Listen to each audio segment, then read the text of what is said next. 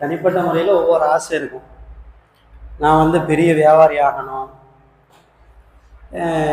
நான் வந்து பெரிய டாக்டர் ஆகணும். பிள்ளைகள்லாம் சொல்லுவாங்க, என்ன படிச்சுட்டு என்ன ஆகுறீங்க, டாக்டர் ஆகணும், இன்ஜினியர் ஆகணும்.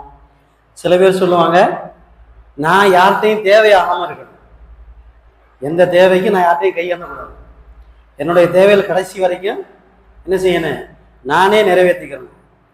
அந்த மாதிரி ஆசையெல்லாம் இருக்கும். ஆனால் பொதுவாக உலகத்தில் இருக்கிற முஸ்லீம்கள் அத்தனை பேருக்குமே ஒரு ஆசை இருக்கு, பொதுவான ஆசை. என்ன ஆசை தெரியுமா? சொல்லுங்க, ஒரு முஸ்லீமா இருக்கிறவங்க என்ன ஆசை இருக்கணும்? சும்மா சொல்லுங்க. நான் முஸ்லீமா இருக்கேன், என்னுடைய ஆசை என்ன, லட்சியம் என்ன? சொர்க்கத்துக்கு போகணும். சரி, சொர்க்கத்துக்கு போகணுங்கிறதுல மாற்றுக்கிறதே இல்லை. எல்லாருமே சொர்க்கத்துக்கு போகணும்னு ஆசைப்படணும். ஆனா அந்த சொர்க்கத்திலையும் யார் கூட இருக்கணும்? யார் கூட இருக்கணும்? நபிஸல்லல்லாஹு கூட இருக்கணும். அல்லாஹ் சொர்க்கத்துல இருப்பான். நம்ம கேட்பாங்க, சொர்க்கத்துல கேட்கிற கேள்வி எப்படின்னு சொன்னா, அல்லாஹ் சொர்க்கத்துல இருந்து உன்னை பார்த்து கொண்டிருக்கும் பாக்கியத்தை தான் சொல்லி கேட்கணும். சொர்க்கத்துக்கு சும்மா போறது பெருசு இல்லை. அந்த சொர்க்கத்துல அல்லாஹ்வை பார்க்கணும். அந்த சொர்க்கத்துல கூட யார் இருக்கணும்?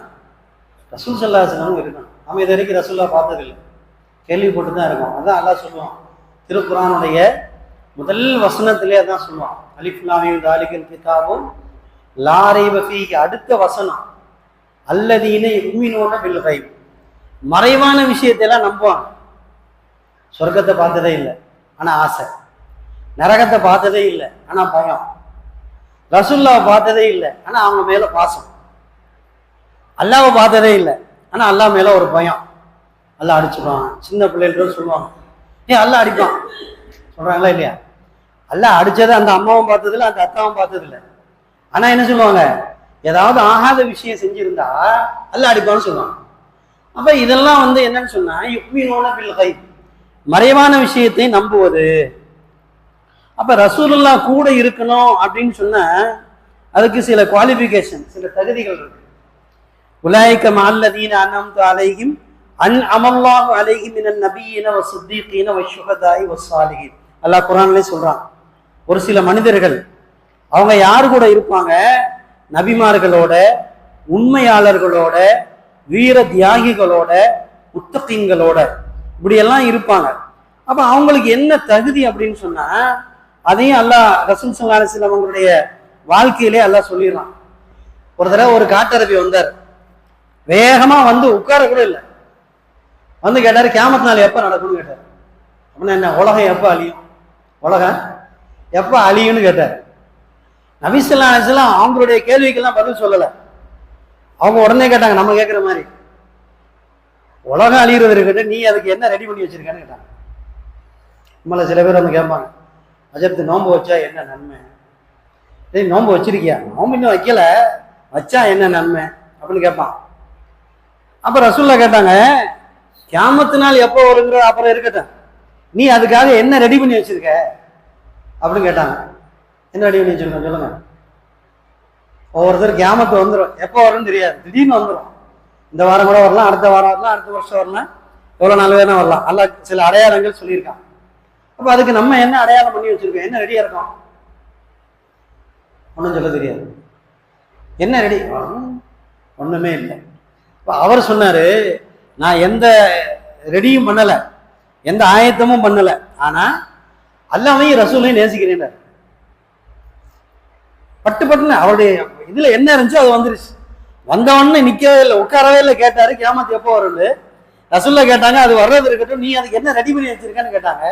அவர் சொன்னார், நான் எந்த தயாரிப்பும் செய்யல, ஆனா அல்லாஹ்வையும் ரசூலையும் அதிகமா நேசிக்கிறேன். ரசூலுல்லாஹ் சூப்பரா சொன்னாங்க பதில், அல் மர்உ மஅ மன் அஹ்பப்த. நீ யாரை நேசிக்கிறியோ அவங்களோட இருப்ப. அப்படின்னா என்ன அர்த்தம்? நீ அல்லாஹ்வையும் ரசூலையும் நேசிக்கிற, அப்ப யாரோட இருப்ப? ரசூலுல்லாஹ்வோட நீ இருப்ப. அப்ப என்னுடைய பிரியம் யாரோடு இருக்கிறதோ அவங்களோட என்ன செய்வேன், நான் கியாமத்துல இருப்பேன். ஒரு பொம்பளை சொல்லுச்சு சமீபத்துல, ஒரு முஸ்லீம் பொம்பளை பெரிய கூட்டத்துல சொல்லுது, புர்காவோட இருக்கு, சொல்லுது, வாழ்நாள்ல நான் அவரை பார்க்காமே போயிடுவோன்னு நினைச்சேன், ஆனா பார்த்துட்டேன். பார்த்தீங்களா இல்லையா? போன்ல டிவியில எல்லாம் பார்த்தீங்களா இல்லையாங்க? ஒரு இஸ்லாமிய அடையாளம் போட்ட ஒரு மனுஷி இல்ல, அது மிருகம். அவனை பார்க்கறதுல உனக்கு என்ன கேடுன்னு? இதுக்கு எதுக்கு இந்த இஸ்லாமிய அடையாளம்? ஒரு புர்காவை போட்டுட்டு நான் அவரை பார்க்காம மௌத்தா போயிடுவோன்னு நினைச்சேன், ஆனா பார்த்துட்டேன். இனி மௌத்தா போனா பரவாயில்ல. ஏமா அவன் புருஷனை விடுங்க, அவரை விட எனக்கு இவரை தான் பிடிக்கும். அந்த சண்டால பாவி நரகத்துடைய கொல்லிக்கட்டை. இது இஸ்லாமிய நிறைய ஜீவன்கள் இப்படி தெரியுது, இஸ்லாத்திலேயே நிறைய ஜீவன்கள் இப்படி தெரியுது. ரசூலுல்லாஹ் சொல்றாங்க, நீங்க யாரை விரும்புறீங்களோ அவங்களோட, நான் அவனோட கோமாளியோட, நான் கூத்தாடியோட, நான் டான்ஸ் ஆடுறவனோட, நான் சினிமா நடிகனோட, நான் அவனோட இவனோட நெஞ்சில அவன் பாக்கெட்ல படத்தை வச்சிருந்தா அவனை மாதிரியே நினைச்சுக்கிறான். ஒரு போட்டோ வாங்கி வச்சுக்கிட்டு சஜிதாக்கு போகும்போது கூட தொட்டு பார்த்துக்கிறான். இவன் மௌத்தா போனா யாரோட இருப்பான்? ரசூலுல்லாஹ் சொல்லிட்டாங்க, மன் அஹ்பப்த, யாரை விரும்புகிறாயோ அவனோடு மௌத்துக்கு பின்னாடி இருப்ப. கொஞ்சம் யோசிச்சு பாருங்க. இவர்தான் என் உயிர், இவர்தான் என் கொள்கை, இவர்தான் என் தலைவர் சொல்றிய, மௌத்தா போனப்புறம் அவனோட கொண்டு போய் பொறச்சா எப்படி இருக்கும்? எப்படி இருக்கும்? அப்ப நம்முடைய நேசம் யாரோட இருக்கணும்? ரசூலுல்லாஹ்வை தான் நேசிக்கணும். சொல்றாங்க, உன்னை பெற்ற தந்தை, நீ பெற்றெடுத்த பிள்ளை, உலகத்துல நீ யாரையெல்லாம் நேசிக்கிற எல்லோரையும் விட யாருக்கு பிரியமா இருக்கணும்? ரசூலுல்லாஹ் தான் உனக்கு பிரியமான ஆளா இருக்கணும். அப்படி இருந்தா நாளை மறுமையில நீ வெற்றியாளனா இருக்க முடியும்.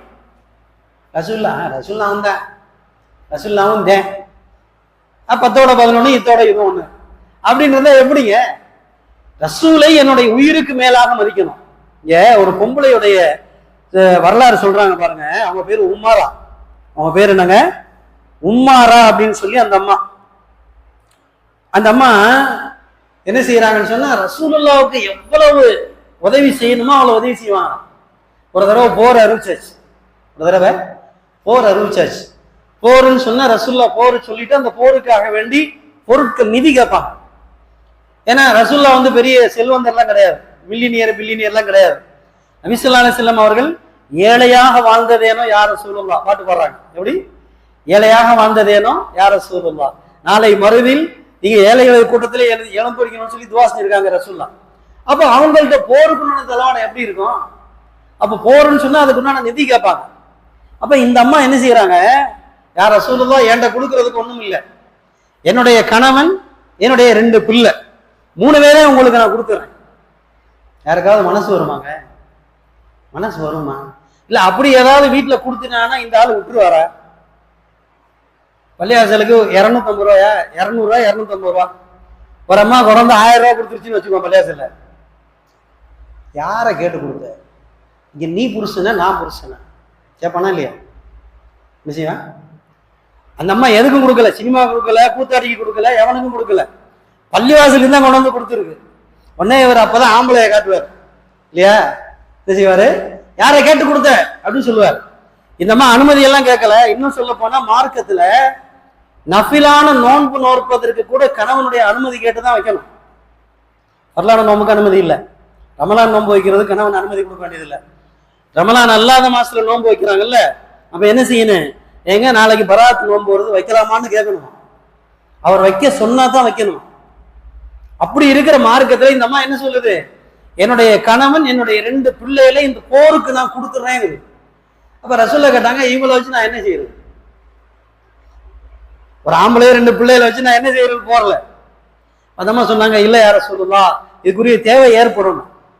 உஹது போருக்கலாம் ரொம்ப மும்முரமா நடந்துகிட்டு இருக்கு. ஒரு கட்டத்துல ரசூலுல்லாஹ்வை கொன்னுட்டாங்கன்னு ஒரு செய்தியை தூக்கிட்டான், வதந்தி, பொய்யான செய்தியை பரப்பி விட்டான்.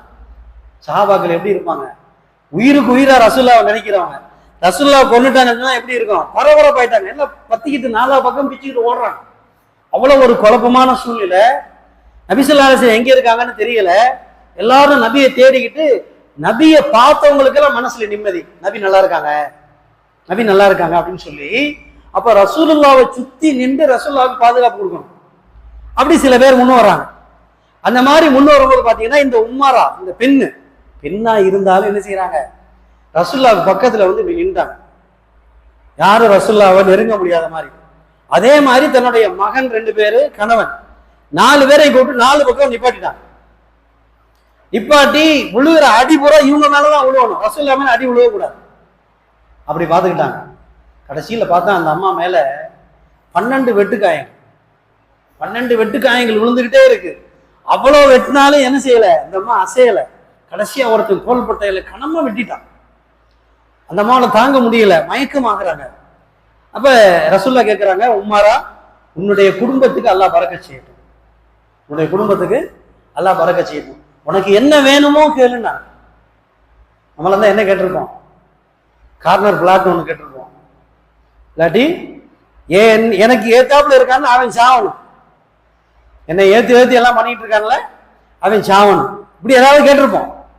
நம்ம கேட்டாங்க பாருங்க, சுப்ஹானல்லாஹ், யா ரசூலுல்லாஹ், நாங்கள் 4 பேரும் உங்களுக்காக மௌத்தாகணும், நாளை மறுமையில சொர்க்கத்துல உங்களோடு இருக்கணும். சுப்ஹானல்லாஹ், யாருக்காவது ஆசை இருக்கா? அப்படி ஒருத்தட்ட கேட்டாங்களாம், கல்யாணம் பண்ணி வச்சுட்டு, இந்த பெண்ணோடு நீங்கள் 100 ஆண்டு காலம் வாழ்க அப்படின்னு சொன்னாங்களாம். அப்ப அந்த ஆள் சொன்னானா, ஏயா நீ வேற, இது எக்ஸ்பைரி டேட் எப்பன்னு கேட்டான். புக்கில் கையெழுத்து போடையில கேட்டானா, எல்லாத்தையும் எக்ஸ்பைரி டேட் சொல்றீங்கல்ல, காலாவதி ஆகிற தேதி, இந்த கல்யாணத்துக்கு காலாவதி தேதி எப்பன்னு சொல்லுங்க, இதை கட்டிக்கிட்டு நான் எத்தனை வருஷம் இருக்கிறது, சொர்க்கத்துக்கு வேற எது என் கூட வருமா, வேணா இங்கேயே முடிச்சு விட்டுருக்காராம்.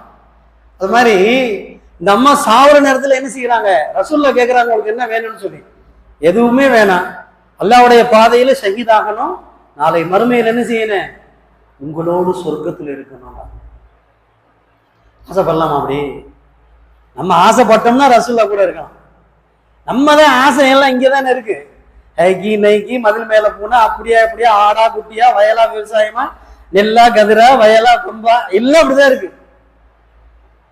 யாருக்காவது ரசூலுல்லாஹ்வோட இருக்கணும் அப்படின்னு சிந்தனை வந்துச்சா? ரசூலுல்லாஹ் சொல்றாங்க, நீங்க என் கூட இருக்கணும்னு ஆசைப்பட்டீங்கன்னா அதுக்கு தகுந்த மாதிரி அமல் செய்யுங்க, அல்லாஹ் அதை என்ன செய்வான், நிறைவேற்றி வைப்பாங்க. ஆசைப்படுவோமா? அல்லாஹ் தஆலா நம்ம எல்லாரையும் நாளை மறுமையில் ரசூலுல்லாஹி ஸல்லல்லாஹு அலைஹி வஸல்லம் அவர்களோடு சொர்க்கத்தில் இருக்கும் பாக்கியத்தை நம்ம எல்லோருக்கும் தந்தருவானாக.